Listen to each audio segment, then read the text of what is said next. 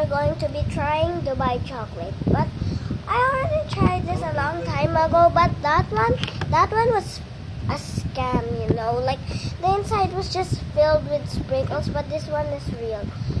There's something that reads on the back. Do you want me to read it? Okay. The Chocolate World's premium Dubai chocolate Kanafa pistachio offers a luxurious blend of Arabian tradition and optional chocolate. This unique creation features delicate Kanafa strands enrolled in rich Dubai chocolate. With a generous filling of aromatic pistachios, the dessert provides... nakikita mo ka mo. The dessert provides the delightful textural contrast and the perfect balance of sweet and nutty flavors, crafted with the finest ingredients for a truly indulgent experience. It's presented as more than just a chocolate, but rather an opulent taste of Dubai, ideal for special occasions or daily enjoyment. Oh, that was a long one, bro.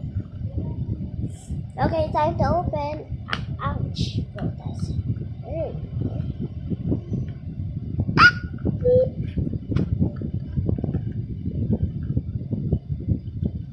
Oh, come on.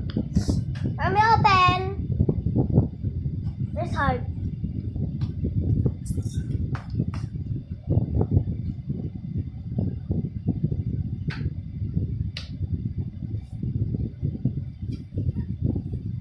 Look at the wrapping.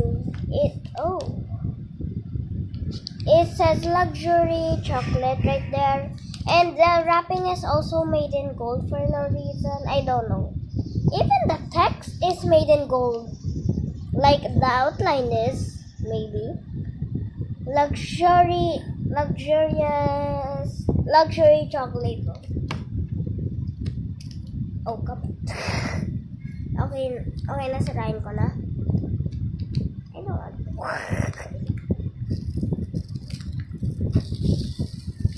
Okay. Oh, that's hard. Oh, come on, it's so sticky. Rico. Oh, the sides melted. Only the sides though. Okay. Oh, it's melted.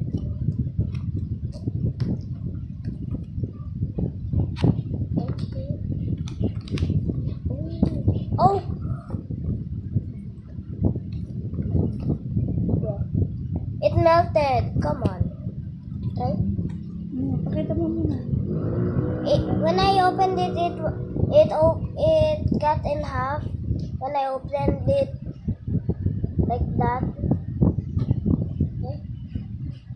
So why is it so thin? Ooh. Try mo nga. Good. Okay. Big reveal in 3, 2.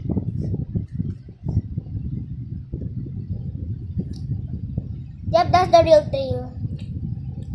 That is the real thing.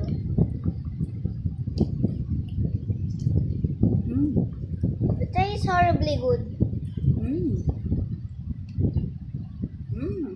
Good. Can I have this one again? This. Okay. Okay, so this is the end of another messy video. So this is the end of the video. Hope you guys enjoyed. See you in the next video. Bye. Like and subscribe for more.